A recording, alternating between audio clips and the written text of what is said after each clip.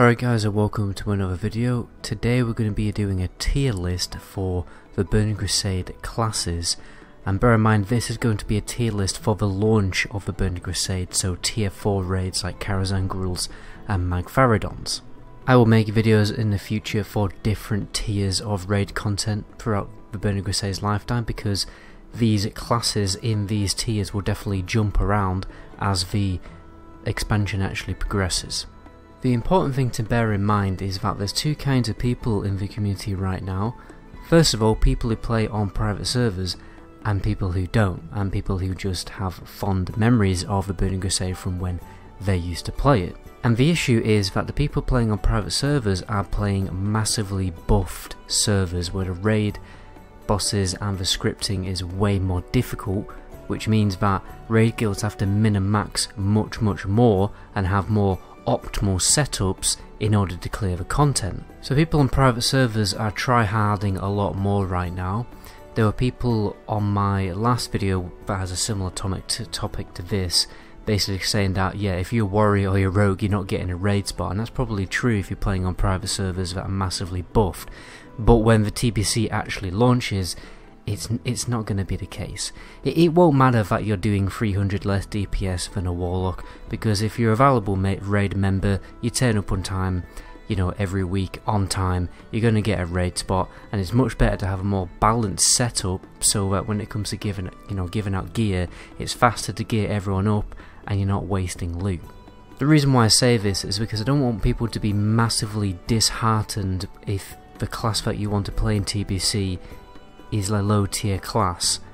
I don't think it's going to matter that much at the end of the day, because if you think about it, the lower tier classes are probably going to have a high population when TBC does actually come out, because people are going to progress their mains, right? And people aren't going to want to totally re-roll. Whereas when private servers launches, people create fresh characters knowing entirely what the best classes are, because they watch videos like this extensively before they choose their class. But anyway, let's get on with it.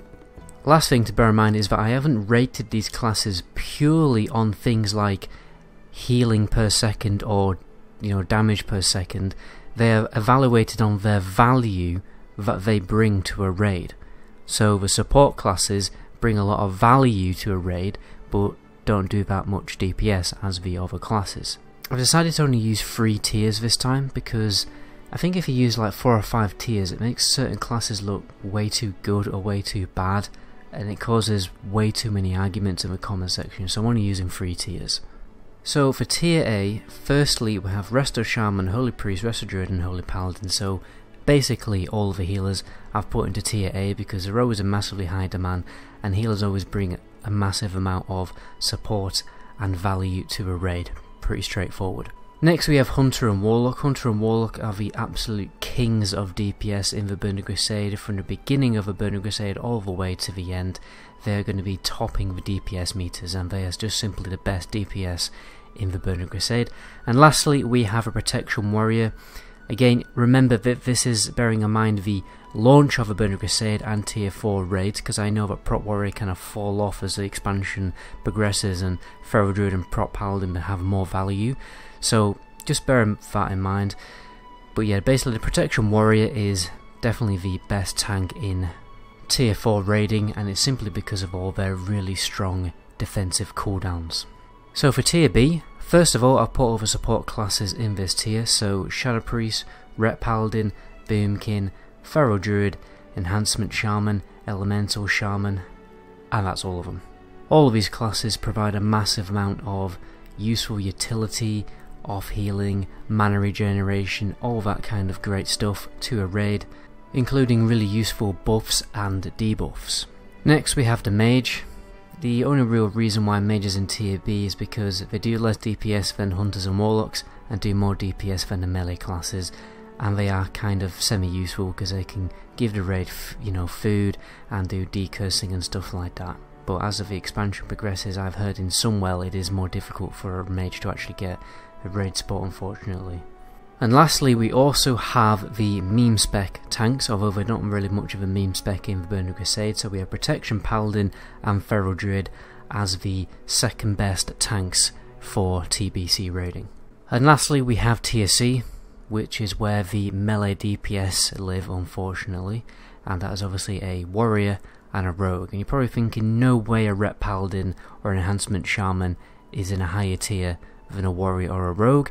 The reason why I have done this is because obviously warriors and rogues, they do more DPS than enhancement shamans and rep paladins, but overall I just feel that they provide less value to a raid because of the support that they actually provide.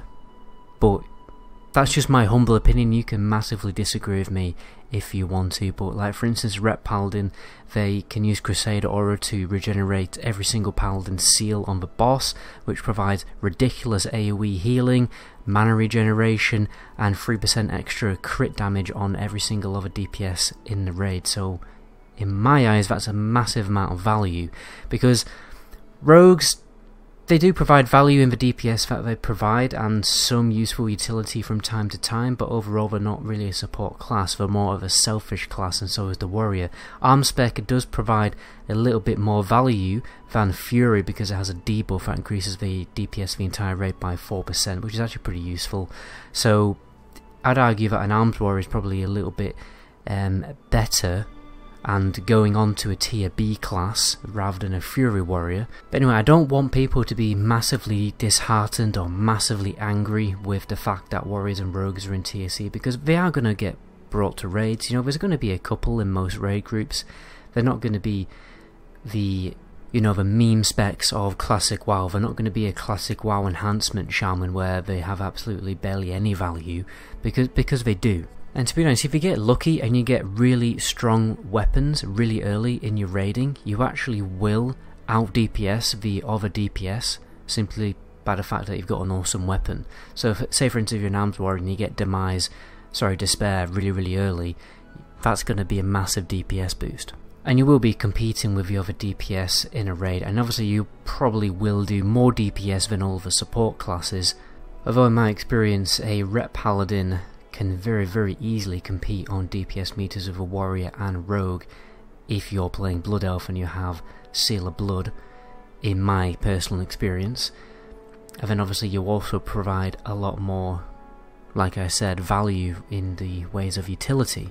So that's why those classes, the support classes, are slightly higher than those melee classes. But anyway, I think I've talked about it long enough.